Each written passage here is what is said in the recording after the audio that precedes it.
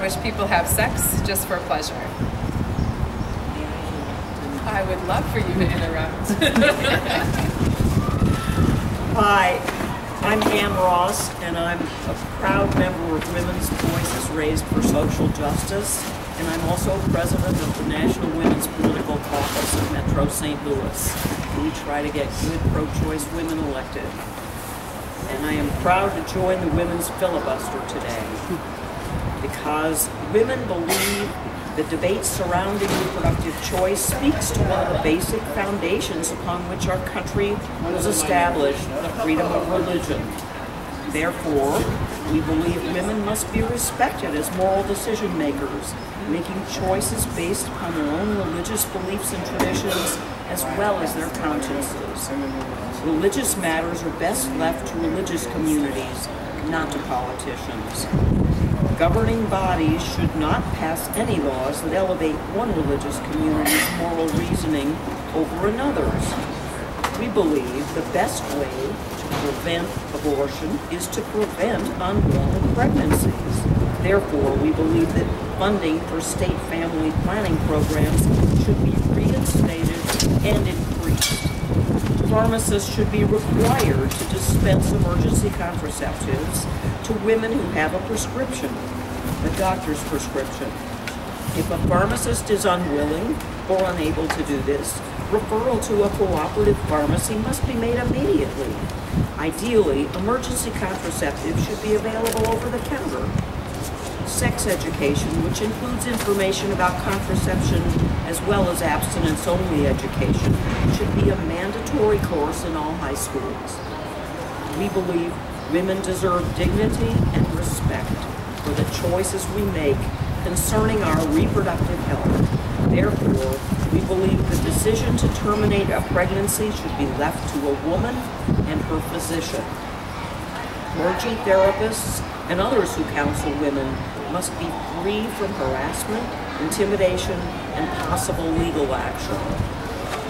We believe that abortion must remain a safe and legal option for women in this country because we know that if it does not, women will seek and obtain unsafe and illegal abortions, and unwanted children will be born in disastrous situations. We believe that the bill that would triple the amount of time a woman must wait after deciding to seek a safe and legal abortion is wrong for Missouri, and I really am discouraged by the legislature's action of yesterday. Over the past 3 days, women have been literally standing up for women's health and inspiring people across the state and across the country. One woman from Texas wrote to us the following: I know the hours are long, but believe me, it is worth every second. All of you are making history. Your voices are being heard loud and clear. The women in Texas are with you. Stay strong. Remember, prayers are being said that your message is heard. It will make a difference. Peace. Lisa LeBlanc from Texas.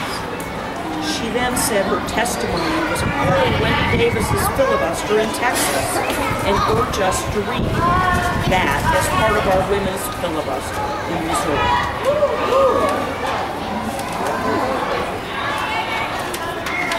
Well, thank you, Lisa. And I'm going to read your testimony. Get these pages turned. This is testimony from Lisa LeBlanc in Austin, Texas. This was read by Senator Wendy Davis during the famous filibuster of June last year. I stand before you not to protect, this is a quote, this is all a quote. I stand before you not to protect my reproductive rights. I do not need protection from you any longer. I started menopause at the young age of 27, and at the age of 29, all my reproductive organs were removed.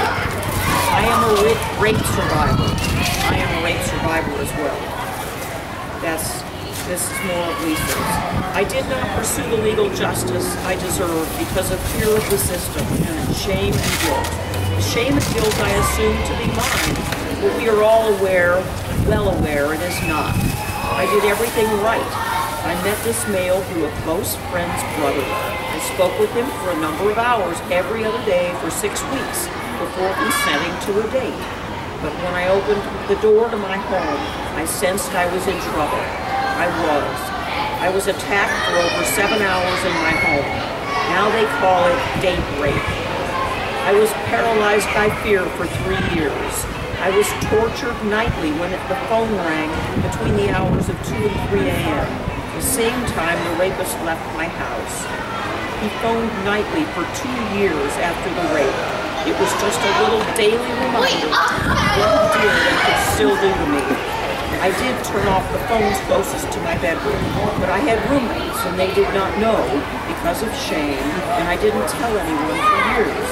They were not aware of why their phones rang nightly, only ringing long enough to remind me that he was aware. I stand here before you because you legislators claim to be protecting the safety of women's health issues through the passage of these bills. That is a lie, and everyone in this room knows that to be true. The true intention of these bills is to attack a basic human right, the right for any woman in this American society today. And I remind you, this is 2013, last year. And any woman who lives in Texas has the ability to choose her own legal and medically safe choices, guaranteed by the Supreme Court of the United States of America. And in Missouri, we have that same right. The arguments we hear, this is more of a quote from Lisa, the arguments we hear that support the intention of these bills imply scientific fact and knowledge, but these too are lies. There is no factual reason to make these changes in the laws. They are introduced, and the truth is they will harm access to tens of thousands of women, children, and men to quality health care clinics in their rural areas. These bills rarely are here to target, these bills really are here to target the indigent and women of color and their families. And let's be very clear about this fact. You see a room of people with very few faces of color here to represent themselves. They cannot afford to be here. That is why I am here. This is Lisa speaking. Do we, as a society, really understand all the implications of responsibility we assume if we deny a woman's basic human right to choose her own health care decisions? If we support House Bill 60, House Bill 16, Senate Bill 5, then we as a society have to make sure we continue to assume the health and welfare of this woman and the life we expect her to have if these bills become law. Today, our society does not impose or focus any reasonable responsibility on these fathers who leave unwed and single mothers. We do not require their involvement or responsibility. The legislature seems to want it both ways, not allowing the woman's right, her human right, to choose what happens to her body. Then, when women decide to choose what these laws intend, they are not supported, but shamed. This not only brings great amounts of shame to the parents, but to the child as well. It is a stigma that is created for this family by society in general when included in our written laws. Shame damages the soul. It does not just create hurt feelings, it causes real damage to who and what that person is and will become. Either we support every aspect of a pregnancy or not. We cannot choose to support after 20 weeks, then the first year of life, and then the second year of life, and then stop supporting the women and families. Then we leave it up to the mother to fight for her human rights and her child. We need to provide adequate, affordable, safe health care offered within each community. Not like these bills suggest, where women must travel hours to find adequate care. You are voting to cause, to affect 2 lives here. This vote requires a lifetime commitment. Legislators imply that more legislation will pass to support and dignify these lives through safe housing, quality health, quality healthy food, education in all areas, affordable daycare, a good, efficient transportation system to get to work, stores, daycare, schools, health services, and any other services needed. In addition, there will be the emotional cost to keep a child or parent from feeling less than, that can lead to addiction, possibly crime, and then the cost of treatment. And then there are the possibilities of birth, learning, or mental disabilities that continue to add more involvement and support that will be required by us as a society. These are just a few concerns off the top of my head. I'm sure there are many other ramifications from these laws that I've not been able to address. We cannot even provide the education of the children here today that they had in 2010. It is our duty to make sure we are totally responsible for the lives that we impact through our laws. Totally responsible. That is the whole reason of why we are here. Laws are to create justice for all. It is our responsibility to take care of the lives here today. We are failing to accomplish this today. How are we possibly going to be able to include the unseen impact on the lives of tomorrow in our failing system? We do not provide what is needed and required as basic human rights for Texas women and children today. They go to bed hungry and wake up hungry. They go to bed sick and wake up sick. Women cannot afford shoes, diapers, daycare expenses, and school supplies, much less a tank of gas. Women and children struggle for daily existence and are not able to come here today and tell what they know to be true. They need support that is not coming. I was taught that a civilization is measured by the way it treats the most vulnerable citizens, the elderly, the sick, the hungry, their children, the poor. We as a society are failing to provide these measures of basic human needs. Why do you think we're capable of adding more individuals when fiscal responsibilities are not being met today? If these laws are signed into law, where is the money coming from? Where is human decency going to fit? How many basic human rights are going to be left unfulfilled? This letter from a Texas woman rings true in Missouri, where our mostly male legislators continue to intrude into women's decisions and women's bedrooms. Republicans used to be the party of, quote, keep government out of our personal lives, end quote, but not Missouri Republicans. They want to micromanage Missouri women's decisions. We're smarter and stronger than that, and I stand here today to object to women's rights being bartered away.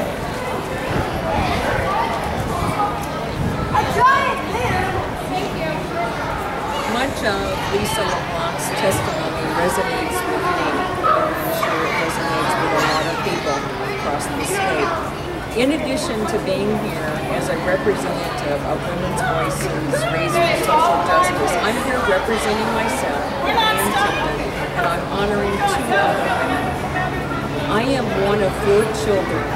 We were raised in Missouri's Boot Hill, south of Jefferson City.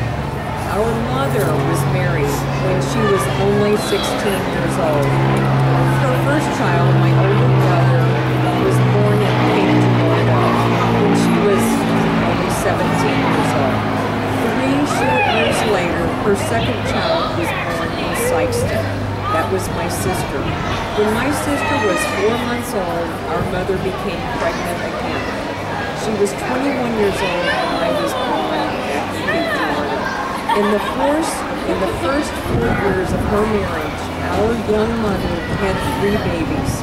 At one time, there were 2 of us in diapers and a toddler to care for. 4 years later, our younger brother was born when our mother was 25 years old. He was born in Poplar Bluff. In 8 years, she had 4 children. To provide for the young, rapidly growing family, our father found work wherever he could. Often that took him away from home for weeks at a time. Our young mother's body was exhausted and her hands were more than full. Thankfully, her mother, our grandmother, lived with us. Our grandmother had only 1 child. She was 21 years old when our mother was born. Our grandfather was 17 when he became a father. The young couple married, most likely not by choice. It took me some years to realize the impact of unintended pregnancies on us as children, on our mother, on our grandmother, and other women in our small hometown. I was married at the age of 20 to a young man I started dating when I was 17. For 7 years, we discussed to have or not to have children. The Supreme Court decided the landmark Roe v. Wade case just after our first wedding anniversary. Very thankfully, I had reproductive choices neither my mother nor grandmother had. Over the years, I've been inspired to work on reproductive health issues because of the enormous disparity in healthcare choices women have. Today, the choices are being further limited through misinformation and political maneuvering. I'm here today in part because I'm appalled by what's happening to women's health care. I often think of my mother and grandmother's struggles when I become discouraged. They still inspire me to work toward the preservation of choices they never had. Those choices were guaranteed to women in 1973. Today, women, especially those in rural areas like the Boot Heel, are having their choices severely limited. In closing, I would like to read a quote from the world-famous anthropologist Margaret Mead. It helps explain why individuals like me and groups like Women Voices Raised for Social Justice continue to work on behalf of all women. Ms. Mead said, "Never doubt that a small group of thoughtful, committed citizens can change the world. Indeed, it's the only thing that ever has."